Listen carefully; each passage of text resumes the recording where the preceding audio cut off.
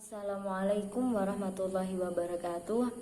Alhamdulillahirabbil alamin wassalatu wassalamu ala asrofil anbiya'i wal mursalin wa ala alihi wa sahbihi ajma'in. Kepada Bapak Khairul Umam yang kami takzimi selaku dosen pengampu mata kuliah Islam dan budaya lokal, dan kepada teman-teman yang kami banggakan, di sini kami dari kelompok 3 akan menjelaskan materi tentang teori budaya. Baik, saya Intan Nur Rahmah akan menjelaskan tentang akulturasi budaya. Akulturasi merupakan proses sosial yang timbul bila suatu kelompok manusia dengan suatu kebudayaan tertentu dihadapkan dengan unsur-unsur dari suatu kebudayaan asing sedemikian rupa sehingga unsur-unsur kebudayaan asing lambat laun dapat diterima dan diolah ke dalam kebudayaan sendiri tanpa menyebabkan hilangnya kebudayaan itu sendiri.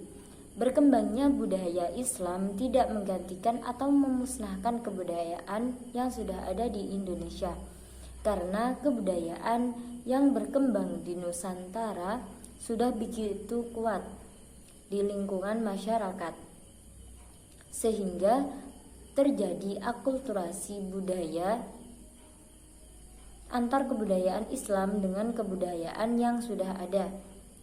Dengan maksudnya Islam Indonesia kembali mengalami proses akulturasi, proses bercampurnya dua atau lebih kebudayaan karena percampuran bangsa-bangsa dan saling mempengaruhi, yang melahirkan kebudayaan baru, yaitu kebudayaan Islam Indonesia.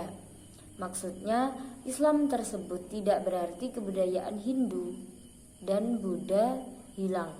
Islam merupakan salah satu agama yang masuk dan berkembang di Indonesia. Hal ini tentu bukanlah sesuatu yang asing bagi kita, karena di media massa mungkin kita sudah sering mendengar atau membaca bahwa Indonesia adalah negara yang memiliki penganut agama Islam terbesar di dunia. Menilik sejarah Islam Indonesia, kita dapat melihat bahwa Islam masuk dan menyebar ke Indonesia nyaris tanpa ada ketegangan dan konflik. Islam dengan mudah diterima oleh masyarakat sebagai sebuah agama yang membawa kedamaian. Meskipun kala itu masyarakat sudah mempunyai sistem kepercayaan tersendiri, baik berupa animisme maupun agama Hindu-Buddha. Karena dalam proses Islamisasi di Indonesia tidak berjalan satu arah, akan tetapi banyak arah atau melalui berbagai macam pintu.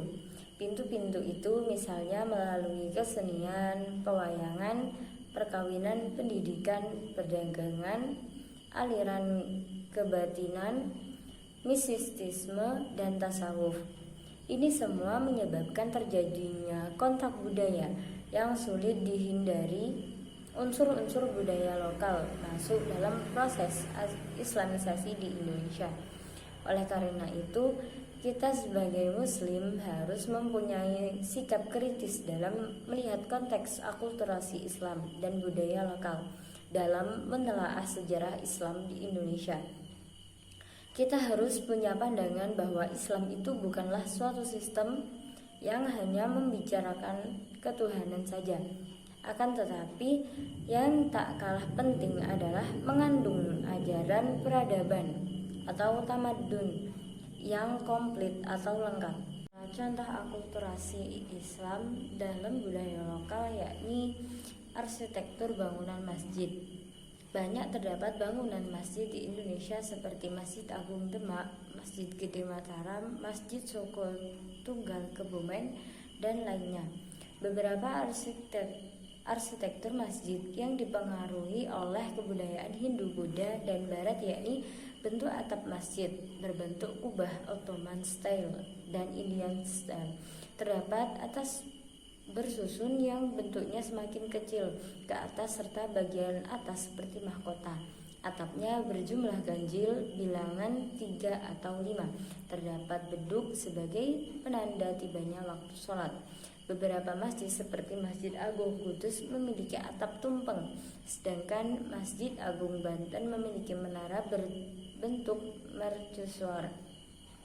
Letak masjid bersifat strategis, yaitu berdekatan dengan keraton, pasar, dan alun-alun. Selanjutnya, kenduri atau kenduren, yakni tradisi lokal di Indonesia khususnya di Jawa yang bertujuan untuk mendoakan arwah orang yang sudah meninggal dunia. Kenduri ini sudah ada sejak zaman Hindu-Buddha di Jawa. Sunan Ampel menyesuaikan tradisi ini agar tidak menyimpang dari ajaran Islam, yakni dengan menambahkan amalan-amalan, diantaranya membaca surat Yasin. Wayang juga merupakan salah satu bentuk akulturasi Islam dengan budaya lokal di Jawa. Wayang yang sudah dikenal sejak zaman pra-Islam di Jawa digunakan oleh para wali songo untuk berdakwah agar mudah diterima oleh masyarakat. Asimilasi merupakan perpaduan dua atau lebih kebudayaan yang membaur menjadi satu, kemudian menjadi kebudayaan baru dengan tanpa adanya unsur paksaan. Biasanya asimilasi terjadi ketika dua atau lebih kelompok masyarakat dengan latar belakang kebudayaan yang berbeda. Mereka saling berinteraksi dengan sikap yang toleran dan saling terbuka. Karena seringnya mereka berinteraksi ini kemudian mempengaruhi pola pikir mereka, dan lama-kelamaan secara tidak terasa maka memunculkan kebudayaan baru. Kebudayaan yang sebagai hasil interaksi ini selanjutnya menjadi kesepakatan bersama dalam sebuah ikatan masyarakat. Dalam asimilasi ini ada beberapa ciri. Yang pertama adalah berkurangnya perbedaan, disebabkan karena adanya usaha-usaha untuk mengurangi serta menghilangkan perbedaan antar individu ataupun kelompok. Kemudian ciri yang kedua adalah mempererat kesatuan tindakan, sikap, serta perasaan dan memperhatikan kepentingan bersama. Ciri yang ketiga adalah tiap-tiap individu sebagai kelompok dalam melakukan interaksi sosial itu secara langsung dan intensif terus-menerus. Kemudian yang ciri keempat adalah tindakan seseorang yang meninjau kebudayaan lain dengan tujuan untuk kepentingan bersama.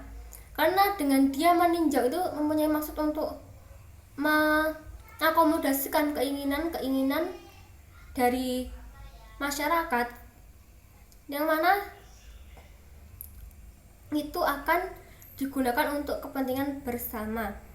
Kemudian dalam asimilasi juga memiliki faktor pendorong seperti sikap toleransi, sikap menghargai orang asing dan kebudayaannya, kemudian sikap terbuka dari penguasa suatu masyarakat. Karena tanpa adanya keterbukaan penguasa ini akan sulit kebudayaan lain untuk masuk ke masyarakat tersebut. Selain faktor pendorong, ada juga faktor penghambat, seperti terisolasinya suatu kehidupan golongan tertentu dalam masyarakat. Karena ketika masyarakat tersebut terisolasi, maka sulit untuk berinteraksi dengan kebudayaan lain, sehingga proses asimilasi sulit terjadi. Bisa juga adanya perasaan takut terhadap kebudayaan lain, ataupun perasaan ataupun kurangnya pengetahuan terhadap kebudayaan yang akan dihadapi ini, seperti misal globalisasi. Nah, dalam globalisasi ini banyak banget pengaruh-pengaruh atau budaya-budaya barat yang masuk ke sini, kebudayaan kita, dan sebagian orang ini menolaknya dengan alasan kebudayaan barat itu nggak bagus, buruk gitu ya, nggak sesuai dengan nilai-nilai moral nilai-nilai moral di kebudayaan kita. karena yang dilihat oleh orang tersebut hanya sisi negatifnya, yaitu orang barat itu tidak punya sopan santun, yang dilihat itu pakaian terbuka dan lain sebagainya. Mereka tidak melihat dari sisi positifnya, padahal barat itu memiliki sisi positif, yaitu dimana ilmu pengetahuan mereka lebih tinggi atau lebih berkembang, dan teknologinya juga gitu. Untuk contoh asimilasi dapat kita lihat di baju pernikahan Betawi itu ya, itu milik dia perpaduan antara 3 budaya, yaitu budaya Barat, Jawa, dan budaya Arab, Cina, dan Barat. Udah cukup sekian untuk penjelasan mengenai asimilasi. Untuk selanjutnya silah ke pemateri berikutnya. Selanjutnya teori interpretatif. Konsep kebudayaan menurut George pada hakikatnya merupakan sebuah konsep semiotik. Semiotik itu ilmu ketandaan atau juga disebut dengan semiologi. Jadi studi tentang makna keputusan. Merujuk pada konsep Max Weber bahwa manusia adalah seekor binatang yang tergantung pada jaringan-jaringan makna yang ditentunya sendiri.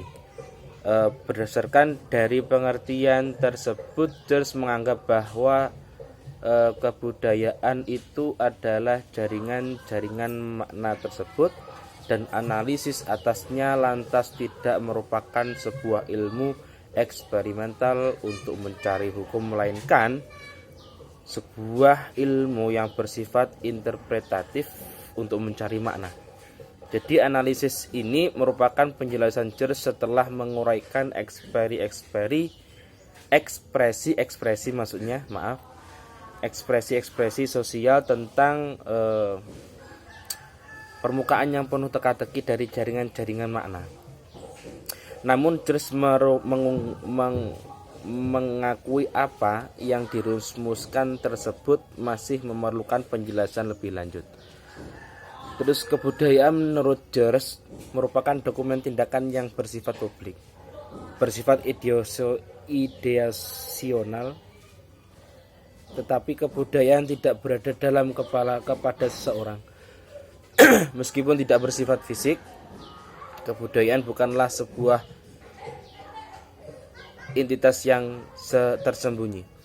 Berbagai konsep kebudayaan telah menimbulkan perdebatan di antara para ahli apakah kebudayaan bersifat subjektif atau objektif, dan beragam muncul istilah yang menyertainya.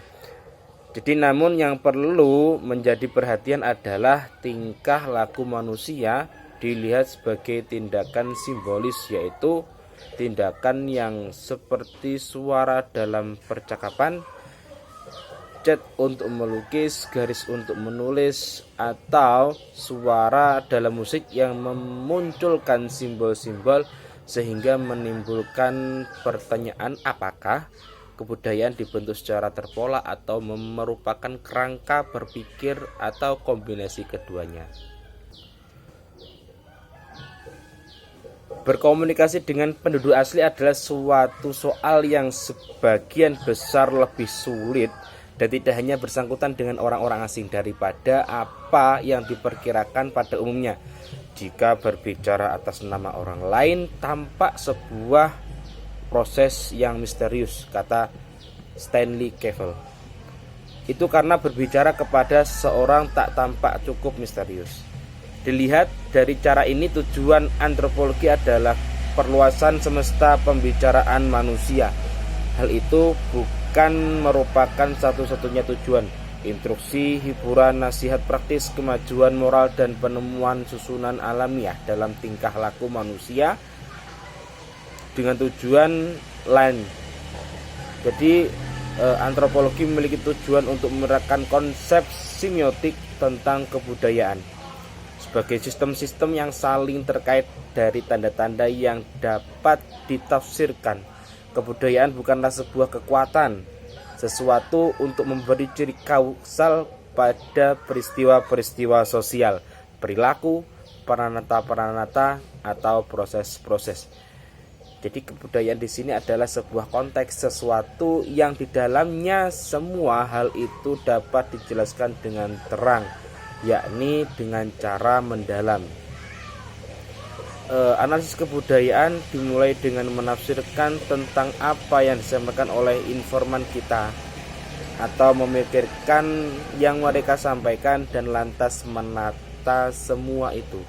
Tulisan-tulisan antropologi merupakan penafsiran dan susunan yang kedua dan ketiga disingkirkan. Menurut definisi hanyalah penduduk asli yang menghasilkan susunan pertama, itulah kebudayaannya.